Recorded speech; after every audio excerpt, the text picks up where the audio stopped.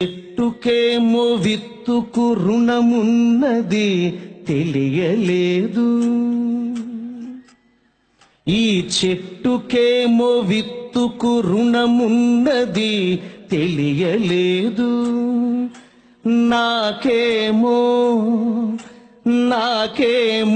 నాన్న విలువ ఎంతన్నది తెలియలేదు. ఇప్పటికీ తెలియలేదు నాకు. నాన్న నాకు చొక్కా తొడగడమే తెలిసింది గాని, నాన్న చొక్కా తొడుగుతున్నాళ్లే అనుకున్నాను చిన్నప్పుడు నేను. కానీ నాన్న మనసులో ఏముందో తెలుసా? నాన్న నాకు చొక్కా తొడగడమే తెలిసింది గాని, కనిపించని కవచమొకటి కడుతున్నది తెలియలేదు. చెట్టుకేమో విత్తుకు రుణమున్నది తెలియలేదు. ఈ చరణాన్ని వినండి. ముద్దులాడి నన్ను పైకి ఎగరేయుట తెలుసుగాని, అన్నయ్య మోహన్ బాబు గారు, చిరంజీవి గారు, ముద్దులాడి నిన్ను పైకి ఎగరేయుట తెలుసుగాని, తనకన్నా ఎత్తున నిలబెడుతున్నది తెలియలేదు. చెట్టుకేమో విత్తుకు రుణమున్నది తెలియలేదు. చేయి పట్టి నాన్న నన్ను నడిపించుట తెలుసుగాని, నాన్న చిన్నప్పుడు నడక నేర్పిస్తున్నాడేమో అనుకున్నాను నేను. కానీ నాన్న మనసులో ఏముందో తెలుసా?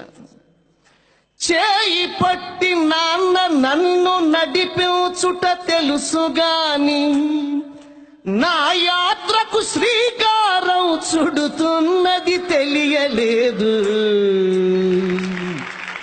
డాక్టర్ రెంటాల్ గారు రాసిన గజల్ ఇది. ఏమి తండ్రి రెంటాల కన్నీళ్లను కూడా దాచి, నాన్న కూడా ఏడుస్తాడు, అమ్మ ఎప్పుడు ఏడుస్తూనే ఉంటుంది. నాన్న ఏడవడం మనం చూడం. నాన్న పక్కకెళ్ళి ఏడుస్తాడు. ఏడుస్తున్నప్పుడు కన్నీళ్లు కిందకి రాల్చడట, కన్నీళ్లని కళ్ళల్లో దాచుకుంటాడట. దాచుకుని మరలా వాటిని ఎలా ఖర్చు పెడతాడో తెలుసా నాన్న? ఏమి తండ్రి రెంటాల కన్నీళ్లను కూడా దాచి, నాకై చెమటగా ఖర్చు పెడుతున్నది తెలియలేదు. చెట్టుకేమో విత్తుకు రుణమున్నది తెలియలేదు. చిరంజీవి గారు, ఇవాళ వీళ్ళు కొట్టే చప్పట్లు మీవి కావు, మీ అమ్మా నాన్నవి. రేపు చరణ్ కోసం కొట్టే చప్పట్లన్నీ మీవే. ఏమి తండ్రి రెంటాల కన్నీళ్లను కూడా దాచి, అలా కన్నీళ్లను దాచుకున్న ఆ నాన్న జీవితంలో ఎలా ఉంటాడు అంటే, నా జీవం నా సారం, నా జీవం నా సారం చీల్చి చూసుకుంటే గాని, నాన్న ఇలా నువ్వై జీవిస్తున్నది తెలియలేదు. చెట్టుకేమో విత్తుకు రుణమున్నది తెలియలేదు. నాకేమో నాన్న విలువ ఎంతన్నది తెలియలేదు.